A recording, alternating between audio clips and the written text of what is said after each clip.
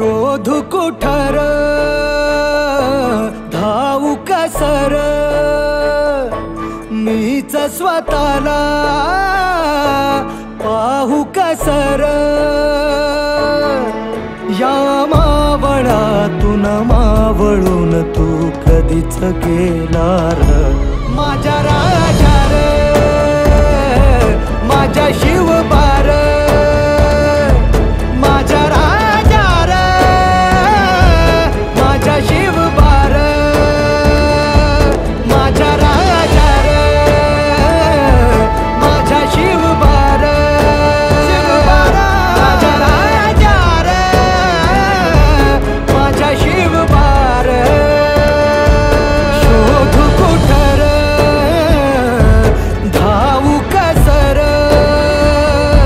मीच स्वतःला पाहू कसर.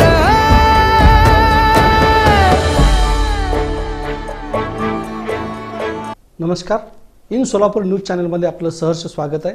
छत्रपती शिवाजी महाराज या एका नावामध्ये महाराष्ट्राचा अभिमान, स्वाभिमान, पराक्रम, अध्यात्म, ध्यान सगळं सामावलेलं आहे. आणि आता छत्रपती शिवाजी महाराजांची 388वी जयंती आपल्या समोर आहे. या 388व्या जयंतीचा औचित्य साधून इन सोलापूर न्यूज चॅनलच्या वतीनं छत्रपती शिवाजी महाराजांच्या इतिहासाची एक उजळणी आपल्या प्रेक्षकांना व्हावी या हेतूने आम्ही विशेष मुलाखत घेत आहोत. आज आसबे सर आपल्यासमोर छत्रपती शिवाजी महाराजांचा पराक्रम हा विषय घेऊन येत आहेत. मी प्रारंभी त्यांचा अल्पसा परिचय आपल्या समोर ठेवतोय. डॉक्टर ल. म. आसबे सर हे व्यवसायानं पशुवैद्यक शास्त्रज्ञ आहेत. त्याहून मोठं पण म्हणजे ते व्याख्याते म्हणून, प्रवचनकार म्हणून आणि त्याहून मोठे पण म्हणजे शिवाजी महाराजांचे चरित्राचे अभ्यासक म्हणून महाराष्ट्रामध्ये खूप प्रसिद्ध आहेत. छत्रपती शिवाजी महाराजांचा इतिहास वाचताना आणि आमच्यासारख्या माणसांना छत्रपती शिवाजी महाराजांचा इतिहास समजावून सांगताना ल. म. आसबे सरांनी एक मावळा कसा असतो तो आपल्या अंगात भिनवला आणि हा भिनवलेला मावळा छत्रपती शिवाजी महाराजांचा इतिहास समजून घेताना छत्रपती शिवाजी महाराजांचे सगळे गड, किल्ले, ती ठिकाणं, ती स्थानं आणि जिथं जिथं छत्रपती शिवाजी महाराजांच्या पाऊलखुणा उमटल्या होत्या त्या प्रत्येक पावलावर स्वतः जाऊन बघून ते सगळे गड किल्ले चढून तो संपूर्ण इतिहास पुन्हा एकदा स्वतःच्या डोळ्याखाली घातला, पायाखाली घातला आणि मग छत्रपती शिवाजी महाराजांचा इतिहास ते महाराष्ट्राला सगळ्या सांगत फिरत आहेत. हा सगळा इतिहास त्यांनी ज्या कृतीनं, अनुभूतीनं गड किल्ले चढताना पाहिला ते आज त्यांच्या मुखातून आपण आज ऐकणार आहोत. मी शिवरायांचा 8वा प्रताप या विषयावर त्यांची मांडणी ऐकत असताना छत्रपती शिवाजी महाराजांनी अवघ्या लहान वयामध्ये जो पहिला पराक्रम केला तो त्यांच्या तोंडून ऐकू इच्छितो. सर, छत्रपती शिवाजी महाराजांनी अतिशय लहानशा 14 वयामध्ये पहिला पराक्रम केला, तो पहिला पराक्रम आमच्या रसिकांना सांगावा. छत्रपती शिवाजी महाराजांचं शौर्य आणि पराक्रम याला जगात तोड नाही. महाराजांच्या शौर्याचं, पराक्रमाचं बीज जे आहे ते रोवलं ते माँसाहेबांच्या आशीर्वादामध्ये. प्रत्येक मातेनं आपला पुत्र ज्यावेळी पाया पडेल त्यावेळेला माँसाहेब जिजाऊ ज्या उच्चारायच्या तो आशीर्वाद आपल्या पुत्राला निश्चित उच्चारावा हे मला वाटतं. 4 मुख्य वाक्य उच्चारायच्या माँसाहेब. जगातली एकमेव आई अशी आहे ती की जिनं आपल्या पुत्राला कधीच आयुष्य मागितलं नाही. ज्या पुत्राला आयुष्यच मागितलं नाही त्या पुत्राला कायम तलवारीच्या पात्यावर नाचवलं आणि ते नाचवत असताना माँसाहेब 4 वाक्य उच्चारायच्या पाया पडल्यानंतर. पहिलं वाक्य असायचं, राजे विजयी व्हा, विजयी भव. दुसरं वाक्य, राजे विजयाचा विडा घेऊन या. तिसरं वाक्य असायचं, राजे बुद्धीनं काम करा. आणि चौथं वाक्य आज आपल्या सर्वांना महत्त्वाचं आहे ते वाक्य असायचं, राजे दौलत चढती करा. याचा अर्थ 400 वर्षापूर्वी त्या आईला कळालं होतं की वडिलाच्या इस्टेटीवर रेगोट्या मारणाऱ्या पोराला समाज किंमत देणार नाही, त्यामुळे आपल्या वडिलापेक्षा मोठं काहीतरी करून दाखवा हा आशीर्वादाचा रोजचा खुराक शिवाजीराजांना माँसाहेबांकडून मिळत होता. वयाच्या 14-16 वर्षाच्या दरम्यान त्यांच्यावर ज्यावेळेला पहिली स्वारी ही फत्तेखानाची आली आदिलशहाच्या बाजूनं, त्यावेळची जर अवस्था जर पाहिली तर महाराजांच्या पराक्रमाला म्हणजे किती मोठी धार होती याची कल्पना येईल. अवस्था पहा, जिंजीच्या वेढ्यामध्ये शहाजीराजे कैद झाले होते. 83 हत्तीवरून अफजल खानानं संपत्ती जिंजीची बांधून आणली आणि 84व्या हत्तीवर शहाजीराजांना साखळदंडांनी बांधून विजापूरमध्ये नेलं होतं, कैदेत टाकलं होतं. शिवाजीराजांचा दुसरा भाऊ संभाजी याच्यावर 5000ची फौज घेऊन फर्राद खान गेला होता. आणि शिवाजी महाराजांच्या वरती फत्ते खान चालून आला होता, त्याची फौज 5,000ची होती. पूर्ण कुटुंब अडचणीत होतं. पूर्ण कुटुंब अडचणीत. मासाहेबाचं मंगळसूत्र पकडलं होतं आणि आदिलशहाचा मनसुबाच असा होता की एका वेळेला भोसले घराणंच पूर्ण उद्ध्वस्त करायचं. शहाजीराजे कैद आणि दोन्ही मुलं संपली की भोसले घराणं संपत होतं. त्यामुळे अशा अवस्थेमधली लढाई वेगळी आहे. कुटुंब संकटात नसताना केलेला पराक्रम वेगळा, पण पहिलीच लढाई त्यांच्या आयुष्यात सगळं कुटुंब असं धारेला धरलंय आणि पराक्रमाची वेळ आली. तर मासाहेब जिजाऊंनी लाल महालामध्ये शिवाजी महाराजांना या जो पत्र आलं होतं आदिलशहाचं, त्या पत्रामध्ये उल्लेख असा होता की जर तुला तुझं सौभाग्य पाहिजे असेल तर तुझ्या दोन्ही मुलाचे हात पांढऱ्या रुमालानं बांधून आदिलशहाचे पाय चाटायला म्हणजे कुर्निसात करायला ये, आणि जर तुला हे मान्य नसेल तर तुझ्या कुंकवाला आणि दोन्ही पोराला विसर. हे पत्र लाल महालामध्ये वाचलं आणि मासाहेबांच्या समोर शिवाजीराजे 14-16 वर्षाच्या वयातले समोर उभा होते. पत्राचा सगळा मसुदा वाचला आणि मासाहेब म्हणाल्या, शिवबा तलवारीनं स्वराज्य राखा आणि बुद्धीनं आपल्या बापाला सोडवा. हा एकच आशीर्वाद दिला राजांनी, तोच शिरोधार्य मांडला. आणि लढाई किती व्यस्त होती बघा. 1200 पोरं, फक्त पोरं, त्यातले बाजी पासलकर फक्त पोक्त होते, बाकी सगळी पोरं होती. 16 वर्षाच्या वयापासून ते फार तर 18-22 वर्षापर्यंतची ही पोरं. 5,000चा फत्तेखान आलाय. त्याला गनिमी काव्याने एक तडाखा त्यांनी बेलसरला दिला आणि गनिमी काव्याचा तडाखा दिल्यानंतर पुरंदरला निळकंठ सरावांच्याकडं त्यांनी आश्रय घेतला, कारण ते शहाजीराजांचे मित्र होते.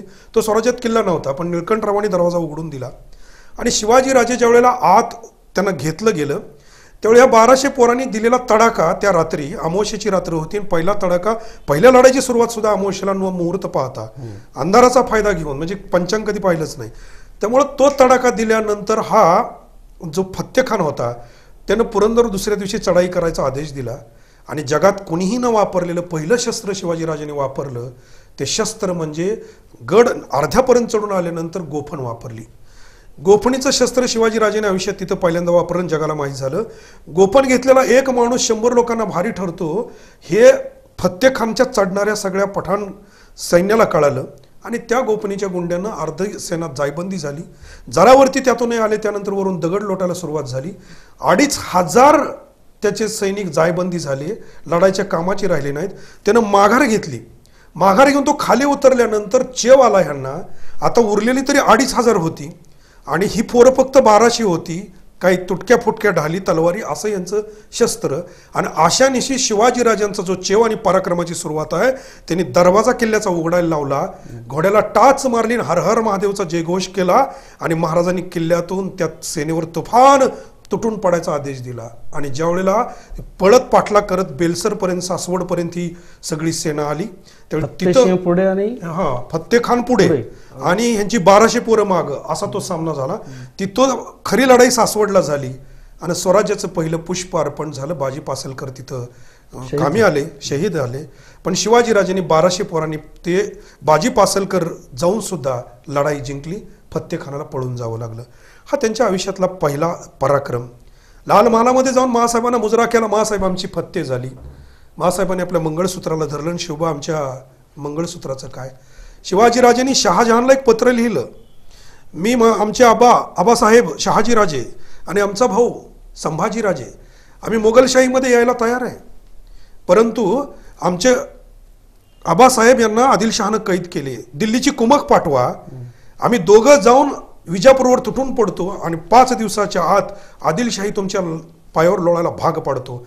या पत्राची फक्त हवा, ही लढाई मला काय सांगायचंय, फक्त तलवारीनं नाही खेळले त्या वयात, बुद्धीची लढाई पण ही आहे की पत्राची फक्त हवा आदिलशहाच्या दरबारात गेली आणि 300 वर्षांच्या सुलतानाच्या काळातला पहिला हिंदू राजा आहे शहाजी राजा, ज्याला जिवंत सोडलं गेलं.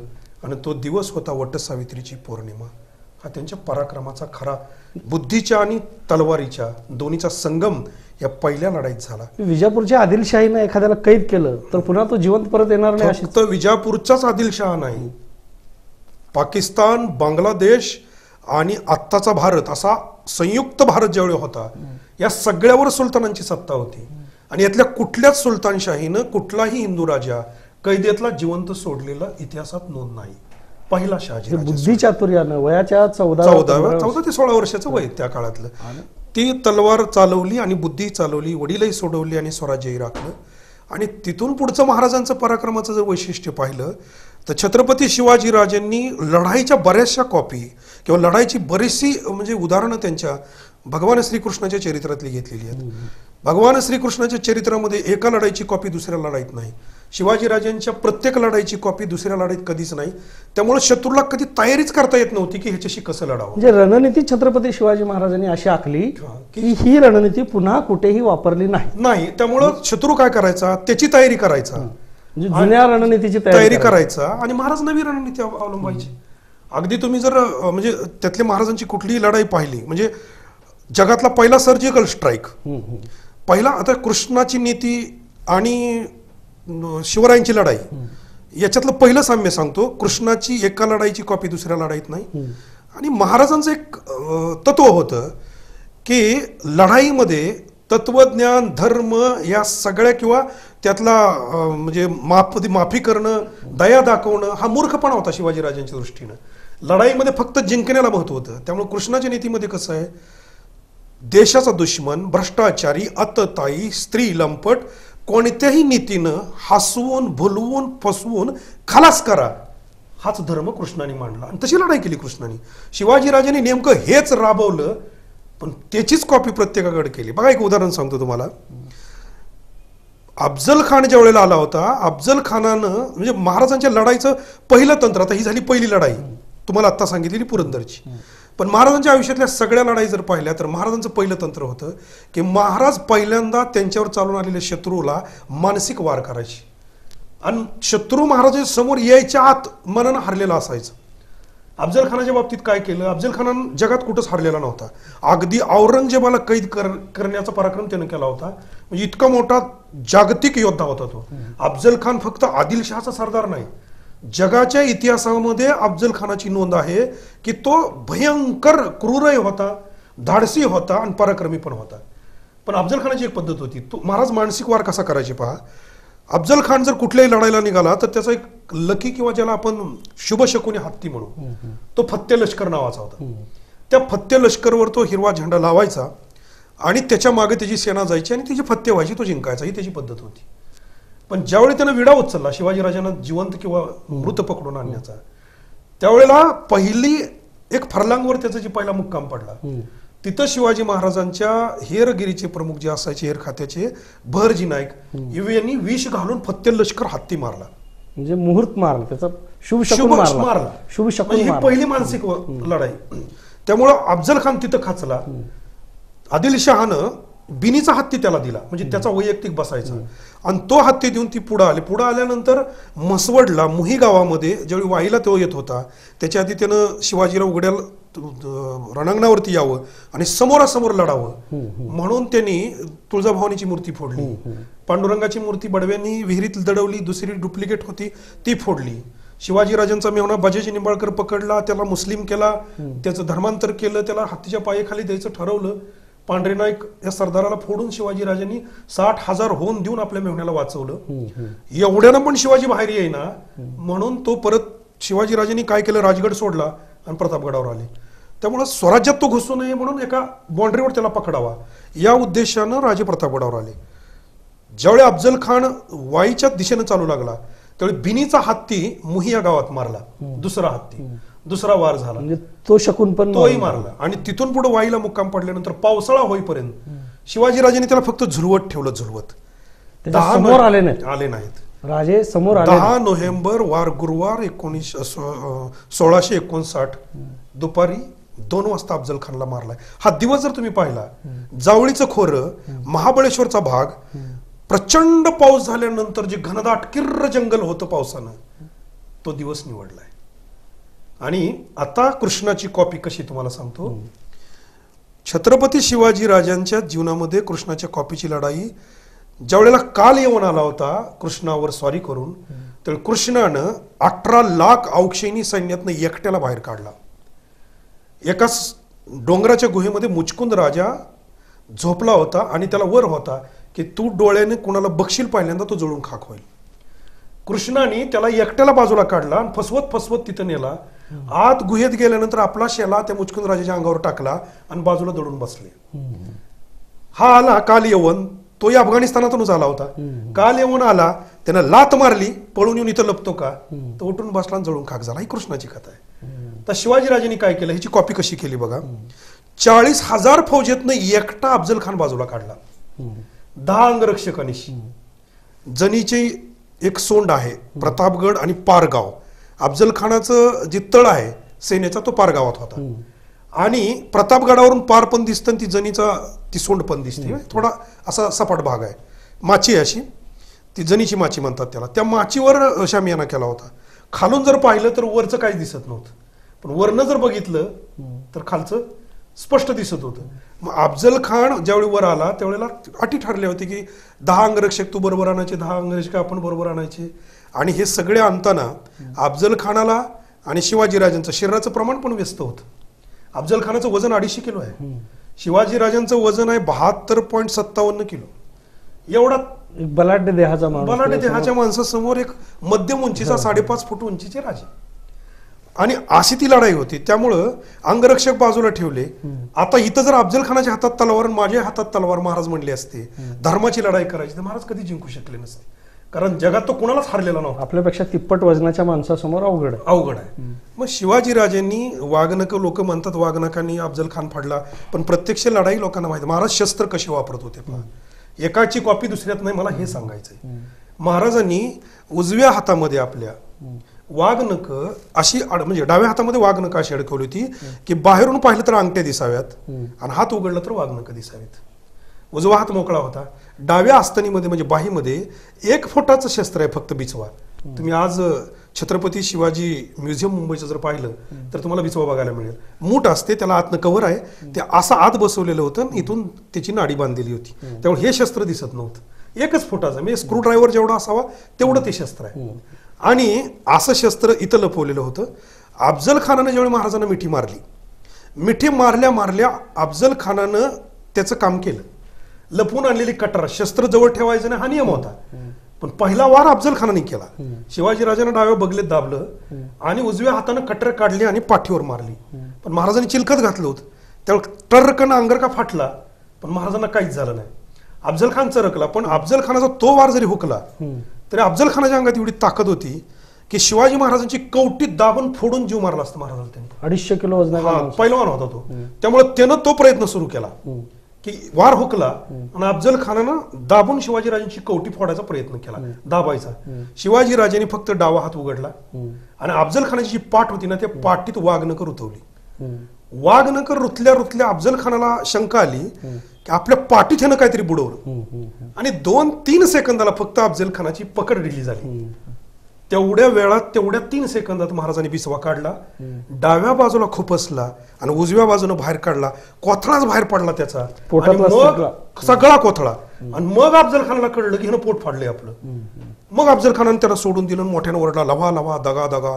त्यानं स्वतःचा कोथळा पोटात हातानं भरला आणि आत भरल्यानंतर अफजल खान झोकांड्या देत शामियानातनं बाहेर पडला.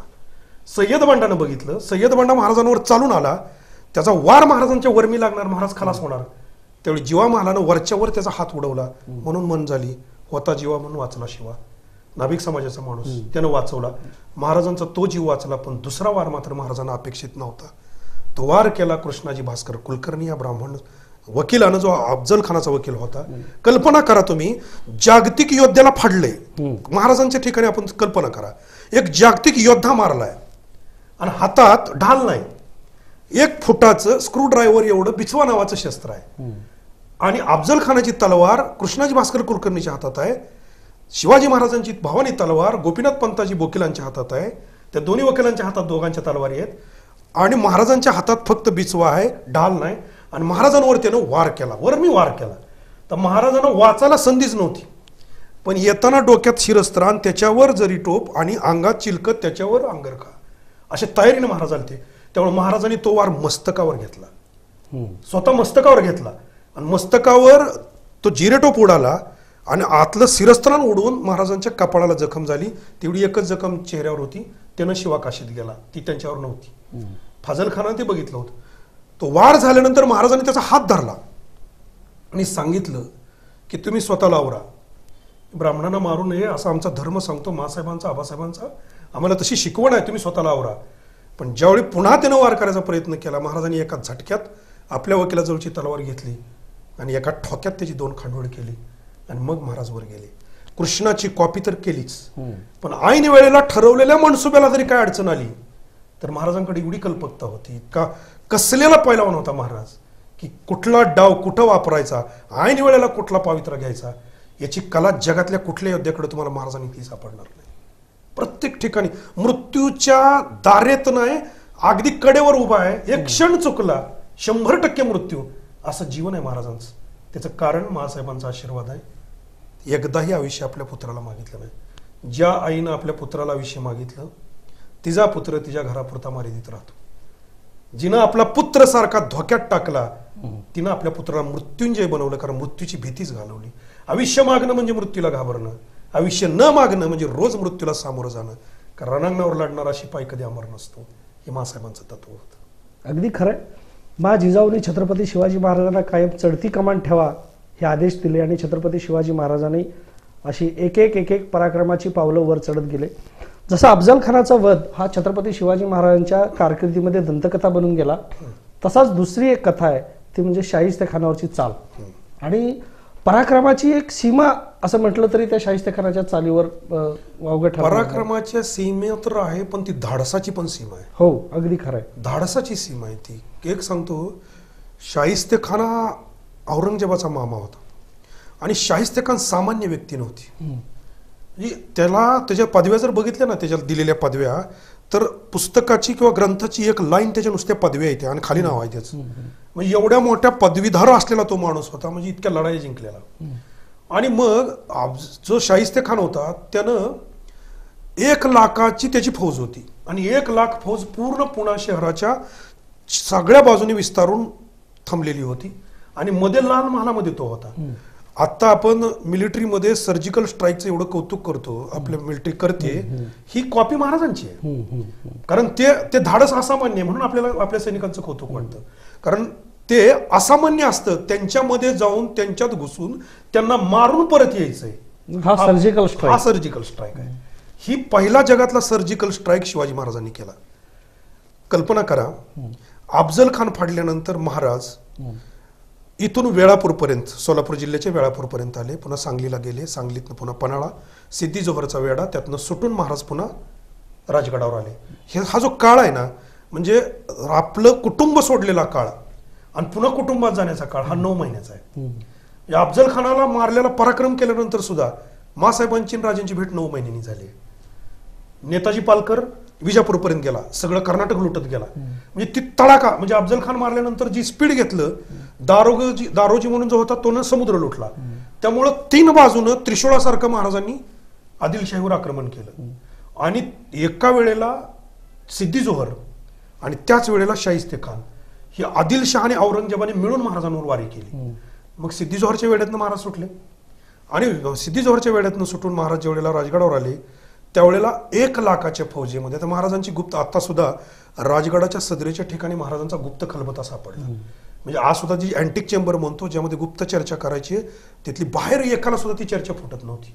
आपण काय करायचं हे माहित नव्हतं.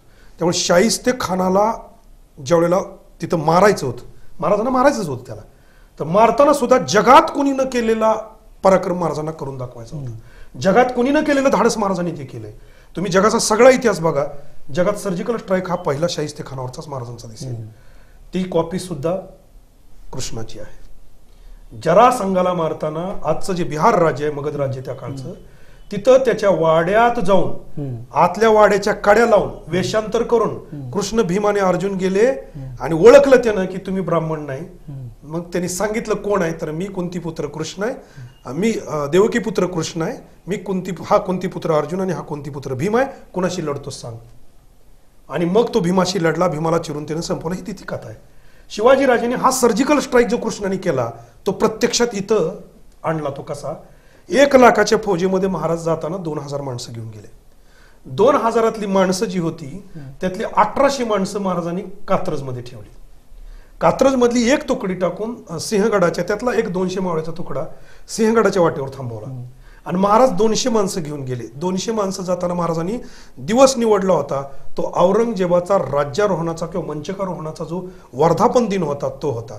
आणि औरंगजेबाचं म्हणजे बांगलादेश, पाकिस्तान आणि संयुक्त भारतात जे औरंगजेबाचं राज्य होतं दिल्लीचं ते 23 प्रांताचं राज्य आहे. शिवाजीराजांचं राज्य त्यातल्या एका प्रांतापेक्षा कमी. पण अशा वेळेला सुद्धा प्रत्येक प्रांतामध्ये एका तासाला नगारे वाजवण्याची त्यांची एक पद्धत होती. म्हणजे तो आनंदोत्सव साजरा करायचा. तो दिवस निवडल्यानंतर महाराज जाताना छबिन्याचा वेश पालटून गेले. म्हणजे कसं छबिन्याचा वेश निम्म्यापर्यंत आणि तिथून पुढे त्यांनी वरात काढली. त्या वरातीची रितसर परवानगी घेतली होती शाहिस्तेखानाकडून तिथल्या सरदारानं फोडून की त्या वरातीला त्या रात्री परवानगी द्यावी. आणि महाराजांच्या वरातीमध्ये नवरी आजी बसली होती ती बी मावळाच होता. नवरदेव तोही मावळा आणि वरातीत शस्त्र वापरण्याची पद्धत होती त्यामुळे प्रत्येकाच्या हातात शस्त्र होती. ही 200 माणसं वेषांतर करून लाल महालापर्यंत आली.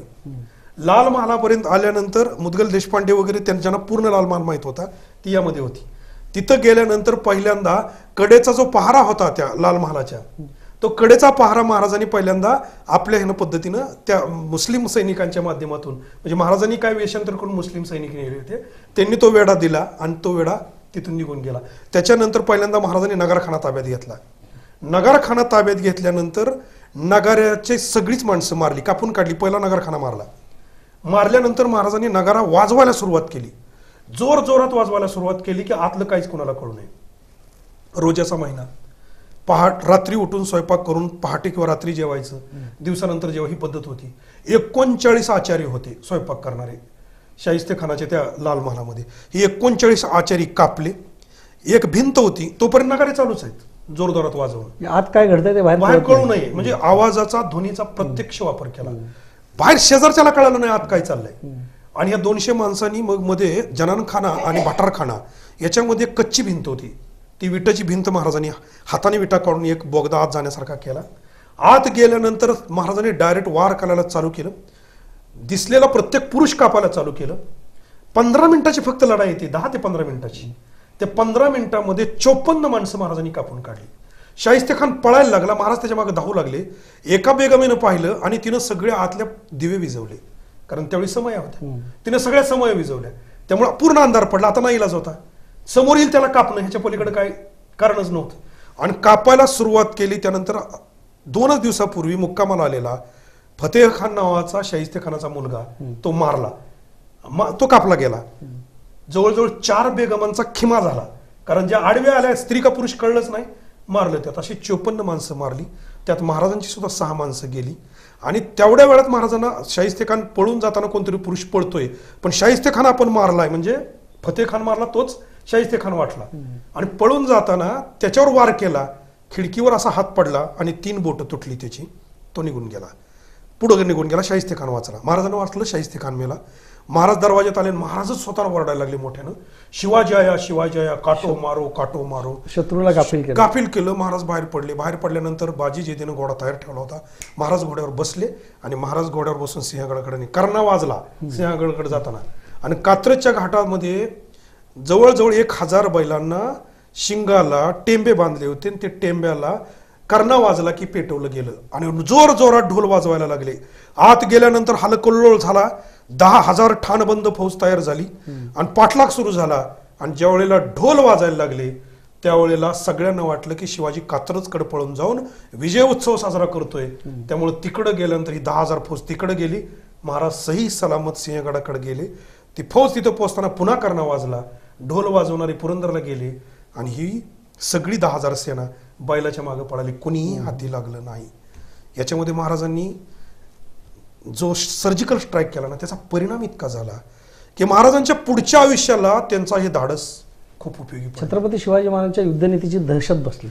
नुसती दहशत नाही, शाहिस्तेखानाची फक्त 3 बोटं तुटली होती. तुम्ही इतिहास वाचून पहा.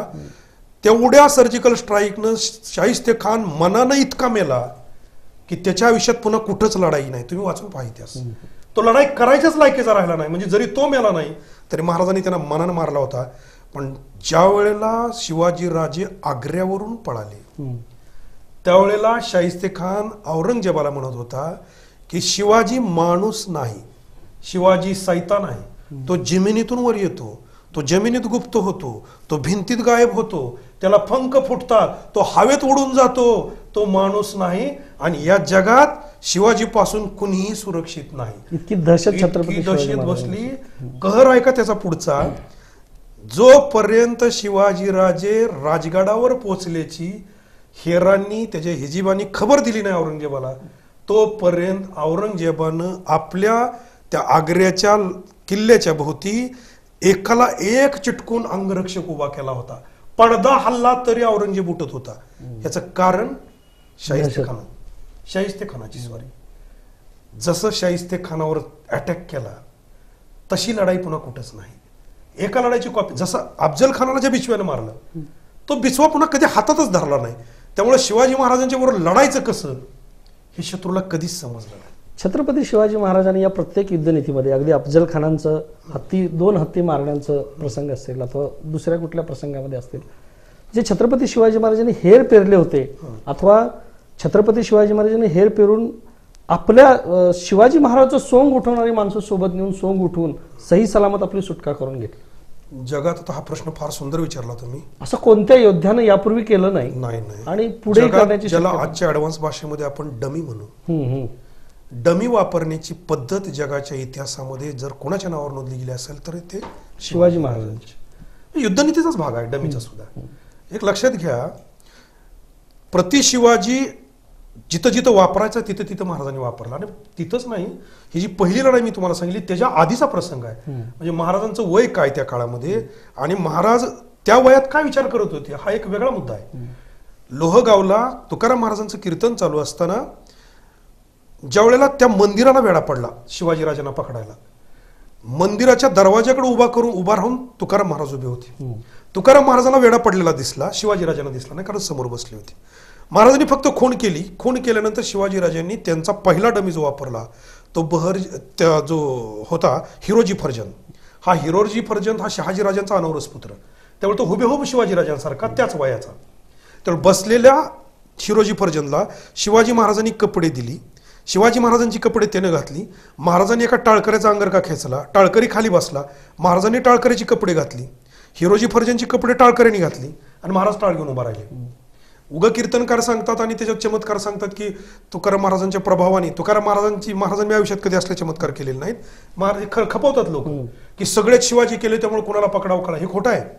हे महाराजांच्या बुद्धीचा अपमान आहे, तो त्यांनी केलेल्या चातुर्याचा अपमान आहे. शिवाजी महाराज टाळ घेऊन उभा राहिले. त्यावेळी पद्धत अशी होती की तिथून पुढं कीर्तन संपलं, जय विठ्ठल झालं की पहिला कीर्तनकार आणि टाळकरी बाहेर पडायचे आणि त्यानंतर बाकीचे लोक बाहेर पडायचे. त्यामुळे कीर्तन जय विठ्ठल झालं, तुकाराम महाराज बाहेर पडले विना घेऊन आणि त्याच्या मागे शिवाजी महाराज टाळकरी बाहेर पडले आणि आतली सगळी लोक त्यांनी पकडले आणि मग शिवाजीराजांना पकडलं. म्हणजे कोणाला? प्रति शिवाजी, डमी शिवाजीला, हिरोजी फर्जंदला पकडलं. तोपर्यंत शिवाजीराजे सुरक्षित ठिकाणी गेले आणि हिरोजी फर्जंद सांगितलं तो तर निघून गेला, मी हिरोजी फर्जंद आहे, त्यालाही सोडून दिलं. हा पहिला. दुसरा, शिवाकाशीच्या निमित्तानं पन्हाळगडावरती सुटून येताना सिद्धी जोहरला फसवायला वापरला. तिसरा डमी पुन्हा याच हिरोजी फर्जंदला आग्र्यावरून सुटताना वापरला. ती तर साधी गोष्ट नाही. आग्र्याला शिवाजी महाराजांना कोणाला भेटायची सुद्धा परवानगी नव्हती. महाराजांची युद्धनीतीचा आणि पराक्रमाचा दुसरा एक पैलू आपल्या डोळ्यापुढे आणतो की महाराज इतके उत्कृष्ट नायक होते, नट होते, त्यांचा अभिनय सम्राटच होते ते. त्यांचा अभिनय इतका उत्कृष्ट होता की जोपर्यंत अफजल खानाच्या समोर येतोय शिवाजीराजा तोपर्यंत अफजल खानाला तो आपल्याला खूप घाबरलाय असं भासवलं ना, प्रत्यक्ष त्यालाही वाटलं. त्यामुळे गाफील राहिला. तिथं एक प्रसंग. दुसरा प्रसंग तुम्हाला सांगतो. आग्र्यामध्ये महाराजांनी शेवटच्या 4 दिवसात 8 दिवसात जे आजारी पडायचं नाटक केलं, त्या आजारी पडणं सुद्धा सामान्य नव्हतं. ते नाटक केलं आणि आता बरेच त्यात संशोधन होते. कोणी म्हणतं पेटारोतून सुटले, कोणी म्हणतं शिवाजी महाराजांनी पण तिथं डमी वापरला, कोणी म्हणतं महाराजांनी कोणाला तरी फोडून सुटले. पण आता काही संशोधकांनी मांडल्याप्रमाणे जो इतिहास तिथं दाखवला जातोय तो काही अंशी खरा वाटायला लागला. कारण महाराजांची डमी वापरण्याची पद्धत जी होती ती अशी होती. ज्या हिरोजी फर्जंदला महाराजांनी 3ऱ्या वेळी वापरला तो कसा तुम्हाला सांगतो. आजारी पडल्याचं नाटक केलं, 2च माणसं ठेवली, बाकी सगळी महाराजांनी परवानगी घेऊन पाठवून दिली, कोणीच राहिलं नाही. आणि संभाजीराजे होते.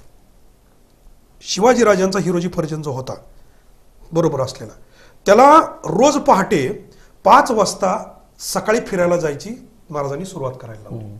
मग तो जाताना जे ते फौलाद खानचा जो वेढा होता 5,000 फौजेचा, त्या प्रत्येकाला सलाम अलैकुम, अलैकुम सलाम अलैकुम असं करत ते जायचं पहाटे 5 वाजता. आणि त्यावेळी पद्धत काय होती, सकाळी 6 ते रात्री 6 आणि रात्री 6 ते सकाळी 6 असा पहारा होता. मग कधी कधी महाराजांनी काय केलं, सकाळ उठल्यावर पण त्याला जायला लावलं, म्हणजे 6 नंतर जायला लावलं, वेळा बदलल्यावर जायला लावलं, असं 4-5 दिवस केलं. आणि ज्या दिवशी जायचंय शिवाजी महाराजांना त्या दिवशी पहाटे 5 वाजता हिरोजी फर्जनची कपडे शिवाजीराजांनी घातली, शिवाजीराजांची कपडे हिरोजी फर्जनला घातली, हातात कडं घातलं, त्याला झोपवलं, पांघरलं, हात बाहेर ठेवला आणि कडं हातातलं दिसल असा फक्त हात बाहेर काढला. तो जो मदारी मेहतर होता तो पाय चेपत होता. आणि शिवाजीराजे ह्याच्या हिरोजी फर्जनच्या रूपातच सलाम अलैकुम, अलैकुम सलाम करत करत करत बाहेर पडले. कुंभारानं भट्टी पेटती ठेवली होती, त्या धुराच्या दिशेने महाराज गेले, घोडा तयार होता, संभाजीराजे आले, ते सुटून गेले. ते कधी पहाटे 5 वाजता. 6 वाजता पाळी बदलली. 6 वाजता पाळी बदलल्यानंतर त्यांनी येऊन पाहिलं, राजे झोपलेत, कडं आहे आणि मदारी मेहतर पाय दाबतोय. मदारी मेहतरनं असं बोट केलं, आत्ताच डोळा लागलाय, रात्रभर जागे आजारी आहे, त्यांचं काही खरं नाही, त्यांना जागा करून आत्ता झोपलेत. त्यांनी पाहिलं, निघून गेले. थोड्या वेळाने ते निघून गेलेलं पाहिलं, जो हा हिरोजी फर्जंत होता त्यानं महाराजांचे कपडे काढले, स्वतःचे घातले आणि तिथं तकिया गाद्या असं शिवाजीराजे झोपलेत असं केलं. आणि 6 वाजता परत तो फिरायला गेला, सलाम अलैकुम, अलैकुम सलाम, तोही फिरायला गेला. तो गेला तसाच गायब. मदारी मेहतर गाद्या चोपतोय गाद्या. 4 वाजता एक जण आला, अरे अजून जेवायला उठले नाही, खायला नाही, प्यायला नाही, आत्ताच डोळा लागलाय, तुम्ही काय त्यांना उठवू नका. तो निघून गेला. 5 वाजले. 5 वाजता मदारी मेहतरला ते थांबा, त्यांचं सर खूप दुखतंय, डोकं खूप दुखतंय, त्यांना जरा दवा घेऊन येतो. मदारी मेहतर जाताना शिवाजीराजांच्या नित्यपूजेतलं शिवलिंग जे विसरलं होतं, नेता आलं नव्हतं त्यांना. ते आज सुद्धा प्रतापगडावर भवानी मातेच्या पुढे कधी गेलं तर दर्शन घ्या. महाराजांच्या 2च खुणा महाराष्ट्रात आहेत, एक ते आणि दुसरं त्यांच्या गळ्यातली तानाजी मालुसरेंच्या पार्थिवावर ठेवलेली माळ, ती 2 वस्तू. आणि तो निघून गेला. 6 वाजता तोही परत येईना, म्हणून ज्या वेळेला पाहिलं तर सगळ्या गाद्यां गिरद्या, काहीच नव्हतं तिथं. अशा पद्धतीनं डमी वापरणारा जगातला पहिला, शत्रूच्या घरातून बाहेर, शत्रूच्या घरातनं एकही मावळा, एकही सैन्य न गमावता. आणि तुम्ही जो उल्लेख केला की डमी वापरताना सुद्धा मोहीम यशस्वी ठरली आग्र्याची तर मुक्काम कुठं करायचा, आणि मोहीम अयशस्वी ठरली तर मुक्काम कुठं करायचा, हे सगळं महाराजांच्या हेर खात्याचा भरजी नाईक याचं नियोजन होतं. महाराजांचा कणा म्हणजे भरजी नाईक होता. हेर खात्याचं तुम्हाला सांगतो, हेर खात्याचा नियम असा होता महाराजांचा आणि भरजी नायकांचा, चुकीची बातमी दिली तर त्याला दंड नव्हता, त्याला शिक्षा काय होती माहितीये, कडेलोट होता, कडेलोट, मृत्यूच. म्हणजे त्याला गुन्हा मापच नाही. त्यामुळे जगात त्यांच्या तोडीचं हेर खातं कोणाकडे नव्हतं. त्यामुळे आज सुद्धा इतिहासाला माहित नाही, आज सुद्धा इतिहास संशोधक शोधतच आहेत की महाराज 23 दिवसात दिल्ली आग्र्यावरून राजगडाला पोहोचले. पण ह्यात घोड्यावरून एवढ्या दिवसात एक माणूस, घोडा जरी बदलला तरी कंबर 30 आहे, कसा पोहोचू शकतो याचं अजूनही कुणाला सापडत नाही. याचं सगळं हे जे हेर छत्रपती शिवाजी महाराज वापरायचे ते आधी जायचे, नंतर जायचे. आता हे कसं होतं तुम्हाला सांगतो, महाराजांचं हेर खातं इतकं प्रभावी होतं ना की महाराजांची मोहीम फक्त बहरजी नाईक आणि खुद्द महाराज सोडून कोणालाच माहित नसायची, कोणालाच माहित नसायची. त्यामुळे ती एक गुप्तता पहिली गोष्ट. आणि मोहीम करण्यापूर्वी महाराजांचं प्रत्येक लढाई यशस्वी का झाली तर आधी प्लॅनिंग आहे, नियोजन आहे आणि मग कारवाई आहे. कारवाईतलं नियोजन नाही, आधी परफेक्ट नियोजन आणि मग अंमलबजावणी. तुम्ही सुरतेची लूट जर पाहिली तर 6 महिने अगोदर बहरजी नाईक तिथं राहिला होता. ते जे 50 हेर तिथं राहिले होते, प्रत्येक वाड्यात किती सोनं आहे, किती हिरे आहेत याचा सगळा हिशोब फडक्यावर कोळशांनी कोरून आग्र्यातला कुठला वाडा कधी लुटायचा, मुक्काम कुठं करायचा, रात्रीचा मुक्काम, सगळे मुक्काम दिवसाचे आहेत आणि प्रवास रात्रीचा आहे. 400 किलोमीटर सुरत 2दा लुटली केवळ बहरजी नायकाच्या माहितीवर. आता महाराज ज्यावेळी आग्र्याला चालले त्यावेळी हे कसं तंत्र वापरलं बघा. आज ग्लोबलायझेशन हा शब्द जो येतो तो महाराज कसे करत होते. महाराजांच्या बरोबर 3000 माणसं होती. 3000तली 600च माणसं सगळ्या भाषा जाणणारी महाराजांच्या बरोबर चालत होती. बाकीची सगळी माणसं, महाराजांचा आज मुक्काम समजा सोलापूरमध्ये तर 2 दिवस आधीच सोलापूरला यायची आणि ती सगळ्या शहरामध्ये अशी चर्चा करायची. वो दख्खन का शेर शिवाजी आ रहा है, वो अफजल खान को मारने वाला शेर शिवाजी आ रहा है, शाइस्ते खान की उंगलियां काटने वाला शेर शिवा आ रहा है. त्यामुळं अख्खं नगर ते बघायला थांबायचं शिवाजीराजांना. त्यामुळं जागतिक प्रसिद्धी महाराजांनी आग्र्याला जातच मिळवली. हे 3000 लोकांनी आग्र्यात सुद्धा हे काम केलं. वाढदिवस औरंगजेबाचा आणि अख्खा आग्रा चर्चा शिवाजीराजांची. अख्खा आग्रा शिवाजीराजांना बघायला उभा राहत होता.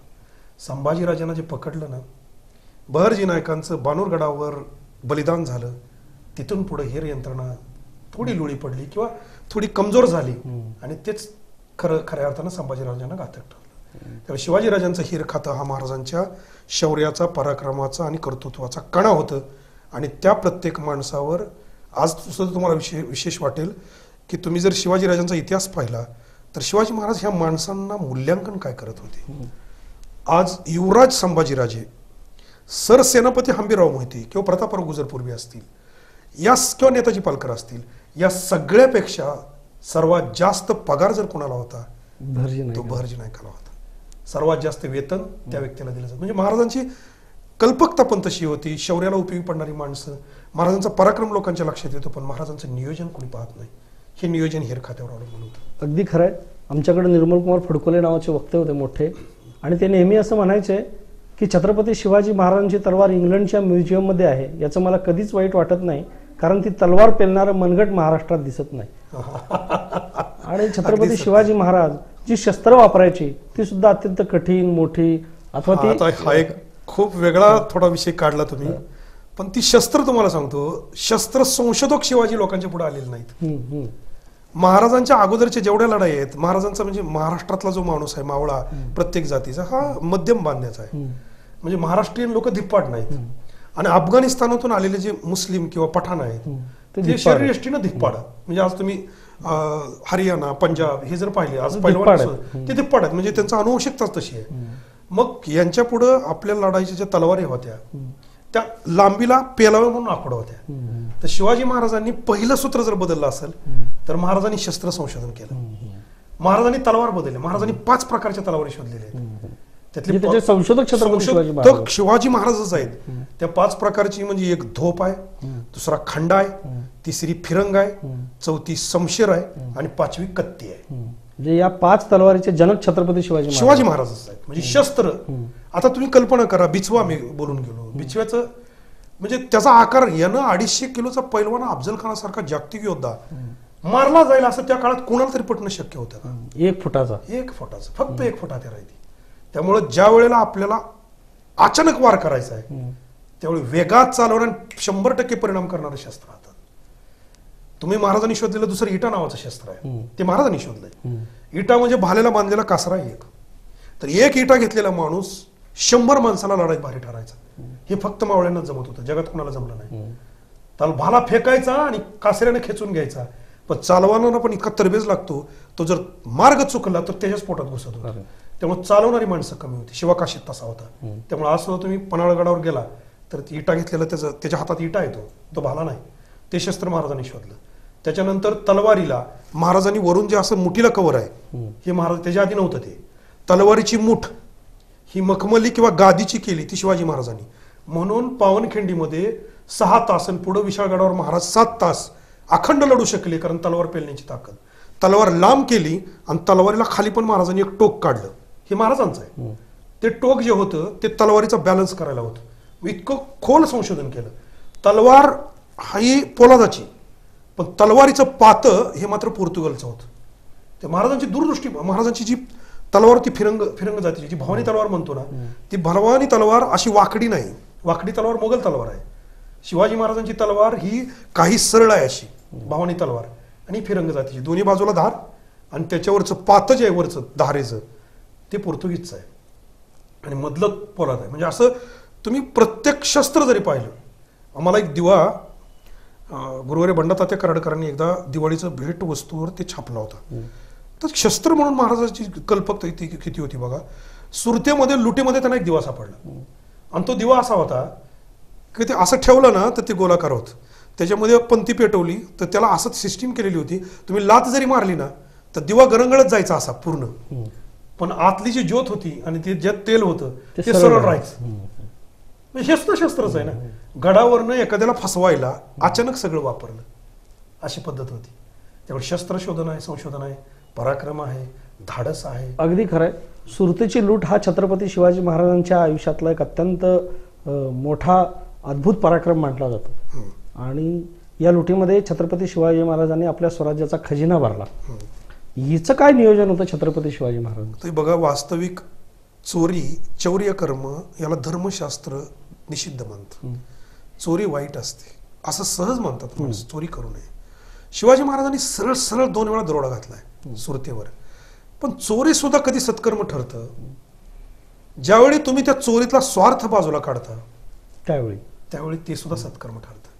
शिवाजी महाराजांनी लिहिलेले 10,000 घोडे, 8,000 सैन्य, मावळा आणि खुद्द शिवाजी महाराज 2 वेळा सुरत लुटली महाराजांनी. पण 2 वेळा सुरत लुटून सुद्धा त्यातलं 1 ग्रॅमचा मणी सुद्धा स्वतःच्या घरात नेला नाही. महाराजांनी तर नेला नाही आणि महाराजांच्या त्या 8,000 मावळ्यातल्या एका मावळ्याने सुद्धा आपल्या खिशात घातला नाही. त्यामुळे ते सुद्धा सत्कर्म ठरलं. आणि ती एक प्रकारची त्यावेळची नीती कशी होती की जर तुम्हाला श्रीमंत व्हायचं असेल तर तुम्ही श्रीमंताला लुटलं पाहिजे. श्रीमंत त्या काळातले जे होते ते कष्टानं झालेले नव्हते, ते जगाला लुटूनच. ते कारण त्यावेळची सरंजामशाही, त्यावेळची संस्थानिकांची पद्धत, ही महसूल आणि सारा गोळा करून गोरगरिबांना लुटूनच ही मोठी झालेली लोक होती. त्यामुळे सुरत लुटल्यानंतर सुरतेचा जो सगळा पैसा आहे, लेख लिहिलेला वाचलं जातं लोकांच्याकडून, बाबा त्यांनी सिंधुदुर्ग बांधला, समुद्र किल्ले बांधले, लोकांना फक्त सिंधुदुर्ग दिसला. पण सुरतेची लूट एका सिंधुदुर्गसाठी नाही. आज सुद्धा जाऊन तुम्ही महाराष्ट्राच्या त्या समुद्राच्या सीमा पहा. एका रत्नागिरी जिल्ह्यामध्ये शिवाजी महाराजांनी समुद्र सुरक्षित करण्यासाठी किंवा समुद्राची सीमा सुरक्षित करण्यासाठी फक्त आरमार उभा केलं नाही, तर एका रत्नागिरी जिल्ह्यामध्ये 52 किल्ले बांधले. एका जिल्ह्यात 52 किल्ले. हे 52 किल्ले बांधायला म्हणजे समुद्राची सागरी सीमा सुरक्षित करण्यासाठी महाराजांनी ही सगळीच्या सगळी, बरं फक्त सुरत लुटली नाही, महाराजांनी सोन्याचं कारंजं लुटलंय, महाराजांनी कर्नाटक लुटलंय, महाराजांनी मराठवाडा लुटलाय. म्हणजे महाराजांनी मोगल, आदिलशहा, कुतुबशहा जिथं जिथं महाराजांना हेरखातं कळवेल तिथं अमाप संपत्ती आणि धन आहे, तिथं महाराजांनी लुटले. जुन्नर महाराजांनी 3-4 वेळा लुटले. अजून एक महाराजांची लूट, महाराजांच्या लुटीमध्ये सुद्धा काय आनंद आहे तुम्हाला सांगतो. बहादूर खान कोकलताश हा औरंगजेबाचा दूध भाऊ, शाहिस्ते खान ज्यावेळी निघून गेला तिथून, म्हणजे त्याला बोलवूनच घेतलं त्यानं, त्यावेळी दख्खनची सुभेदारी म्हणजे पूर्ण दक्षिण भारताची सुभेदारी त्यानं आपल्या दूध भावाला दिली. चोरी महाराजांची कशी होती तुम्हाला सांगतो. आपल्याला फक्त सुरत माहित आहे, पण महाराजांची एक अलौकिक चोरी, ज्याला विनोदाची झालर आहे, ज्याला कल्पकतेची झालर आहे आणि ज्याला धाडसाची पण झालर आहे. तो बहादूर खान कोकलताश यानं काय केलं, दक्षिण भारतामधून औरंगजेबाचा जेवढा महसूल गोळा होत होता त्या महसुलामधून त्यानं आत्ताचं जे दौंड आहे, केडगाव चौफला, तिथे किल्ला बांधला. तो किल्ला 600 एकरावर बांधला. 10 गज उंचीचा तटबंदीचा किल्ला. म्हणजे तिथं कडनं डोंगर नाही, चढ नाही, कारण त्याला डोंगराची भीती होती. शिवाजी डोंगराच्या आडून लढतो, त्यामुळे याला इथं आपण असा किल्ला बांधू, आणि त्यानं नाव दिलं बहादूरगड. मग 1 करोड रुपये त्या काळातले म्हणजे होऊन त्यानं सगळा महसूल गोळा करून त्यात ठेवला होता. त्याच्यानंतर त्या ठिकाणी त्यानं 400 अरबी जातिवंत घोडी औरंगजेबाला भेट द्यायला म्हणून तिथं जमा करून ठेवलेली होती. त्याच्याकडे फौज होती 15,000 बहादूरगडामध्ये. शिवाजी महाराजांनी ते लुटायचा निर्णय घेतला. मग शिवाजी महाराजांनी येताना आपल्याबरोबर सैन्य आणलं 9,000चं. त्याच्यात 2 तुकड्या केल्या. 7,000च्या तुकडीचं नेतृत्व केलं खुद्द शिवाजीराजांनी आणि 2,000च्या तुकडीचं नेतृत्व केलं हे नेताजी पालकरांनी. हे दोघं ज्यावेळेला आले, नेताजी पालकर हंबीराव मोहितेंनी केलं. हंबीराव मोहिते त्यावेळी सरसेनापती होते.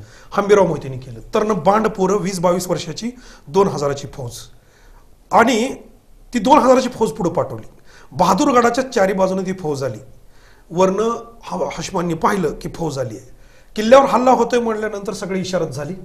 15,000ची फौज ठाणबंद झाली आणि बहादूर खान कोकलताशला असं वाटलं की आता किल्ल्याचा दरवाजा उघडू. समोर दिसलं 2,000ची लोक आहेत, आत घेऊ आणि कोंडून मारू. ह्यांना किल्ल्याचा दरवाजा उघडायला लावला. पण यातला 2,000ची मावळा आला होता, ती किल्ल्याच्या दरवाज्यात कुणीच गेला नाही. ही तटबंदीला भिडायचा, वरच्याला ती ठसणीच्या बंदुकीने मारायचा, बाणानं बाण मारायचा, गोपनीनं गुंडा मारायचा, अशी लुटुपुटीची लढाई चालू झाली. त्यामुळे ही हैराण झाली वरची लोक, ही आत पण येणार आणि तलवारीला पण सापडणार. मग या बहादूर खान काय केलं कोकलताश, त्यानं ती सगळी 15,000 सेना बाहेर काढली आणि ह्यांचा पाठलाग सुरू केला. बाहेर जे आहेत बाहेर आहे त्यांचा दरवाजा उघडा आहे पण आत कोणी जाईना. मग ही माग पुण्याच्या दिशेने निघाली 50 कोस पुणे दौंड पासून पुढे. त्यामुळे ही पळायला लागली की मग ही त्याच्या मागे पळाली. एक 5-6 फरलांग अंतर गेलं, ही सापडत नाहीत म्हणलं ती माघारी फिरली की पुन्हा ती उलटी फिरली आणि पाठीमागनं गनिमी कावानी तोडायला चालू केली. 50 लोकांची मुंडकी उडवली की हे परत चिडली, परत मागं वळली. असं 3-4 वेळा झालं आणि हा चिडला, बहादूर खान चिडला आणि त्यानं ऑर्डर्स दिली की आता तुम्ही ह्यांना फाडल्याशिवाय परत येऊ नका. हाही मागं गेला. ही पळवत पुढं असं झालं की 2000 लोक दिसणारी कुठेतरी 50 दिसायला लागली, 100 दिसायला लागली. ही ज्या त्या वाटेनं पुढं कुणीच नाही आणि हेच पळतायत अशी अवस्था झाली.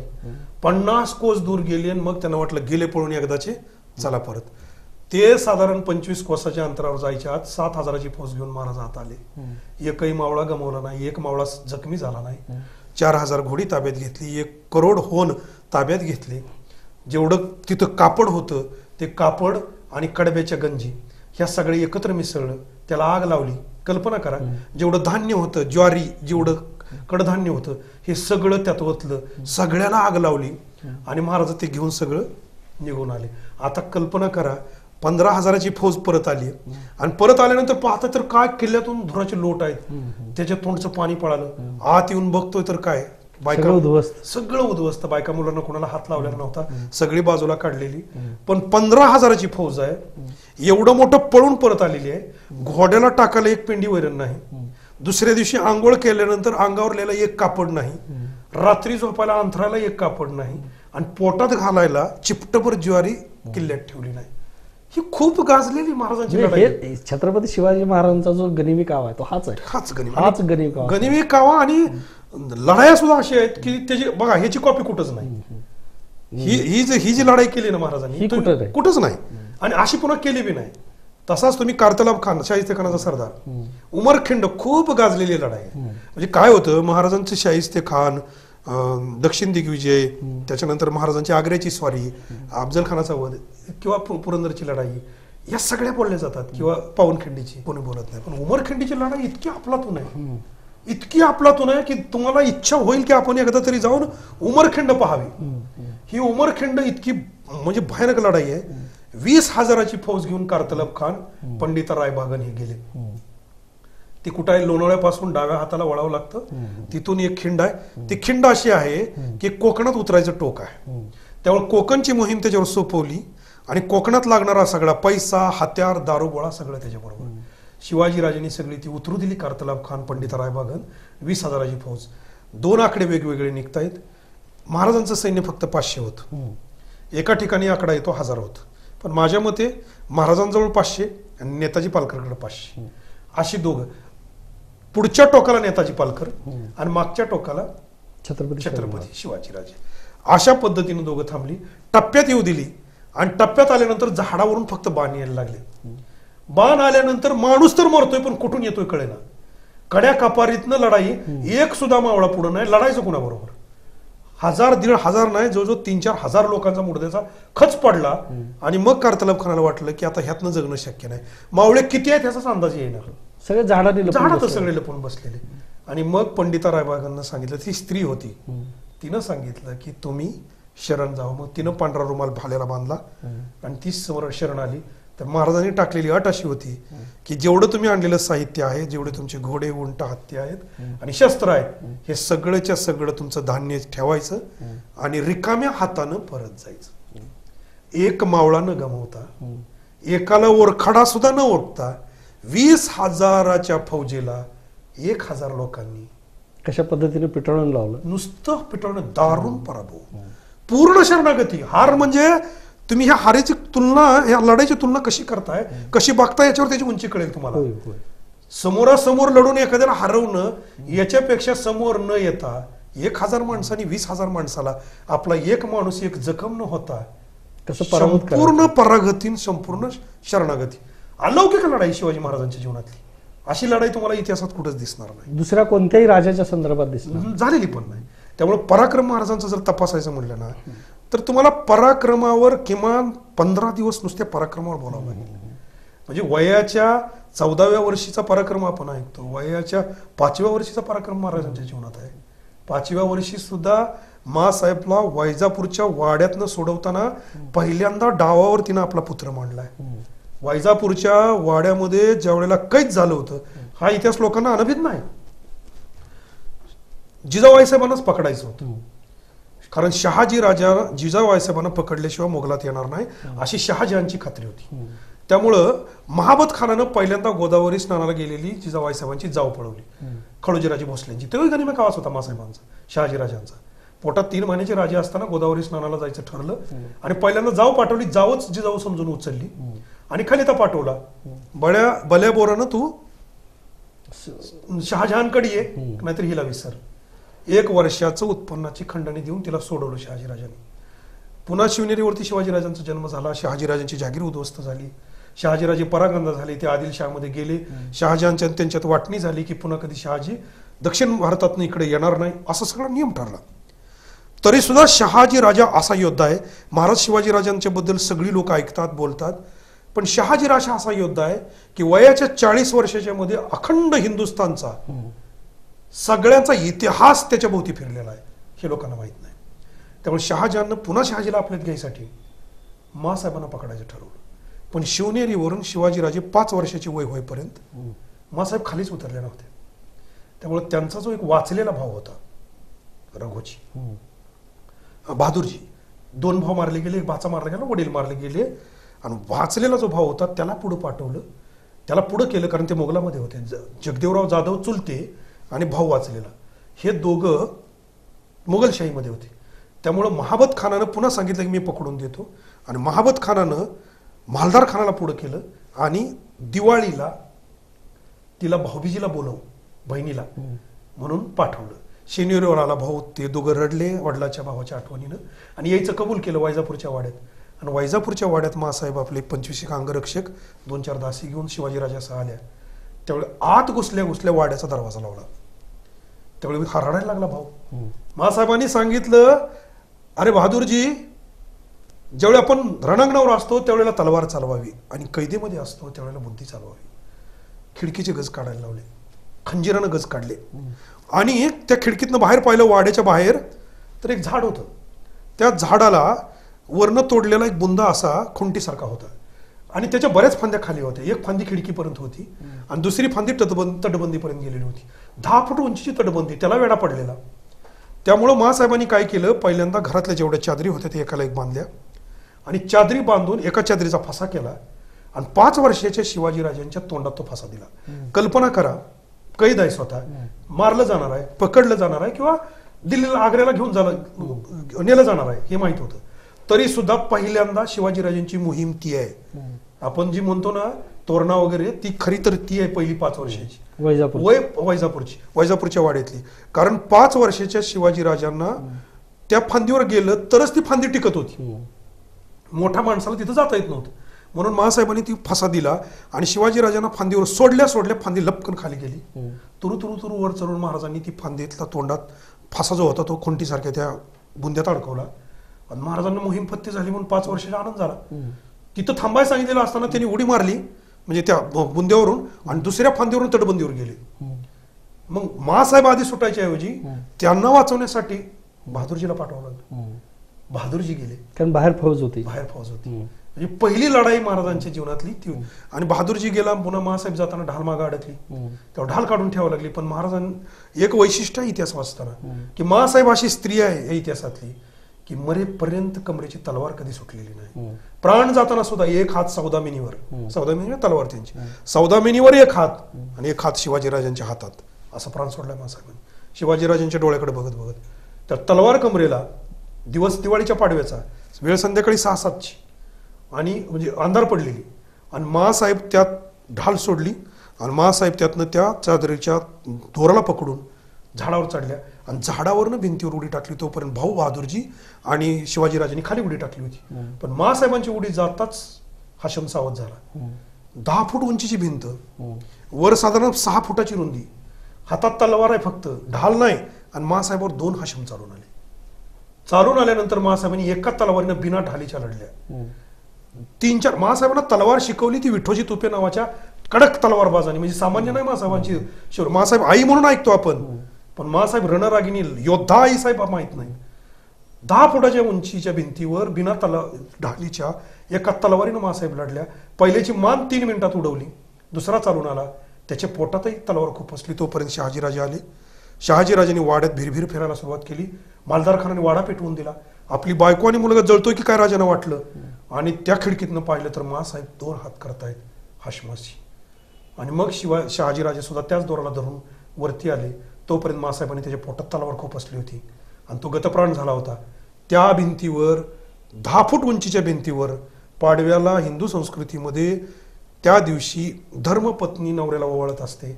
मासाहेबांनी तलवारीचं रक्त काढलं, शहाजीराजाच्या कपाळाला असा नाम ओढला आणि मासाहेबांच्या मुखातनं शब्द आहे, पाडवा आमाशी पावला. हे पराक्रम आणि हे त्यांच्या जीवनातले सण आहेत. त्यांच्या जीवनामध्ये लढाई आणि पराक्रमाव्यतिरिक्त बऱ्याच गोष्टी अशा आहेत की ज्या आजच्या पिढीला, आजच्या लोकांना सुद्धा उपयोगी पडतात. अगदी खरं आहे.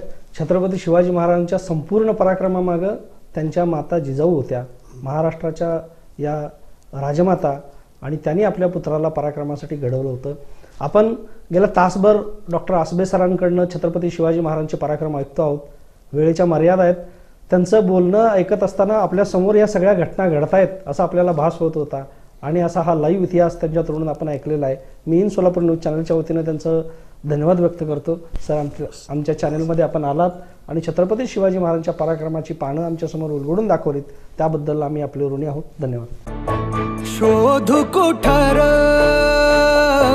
धावू कसर मीच स्वतःला पाहू कसर या मावळातून मावळून तू कधीच गेला र माझ्या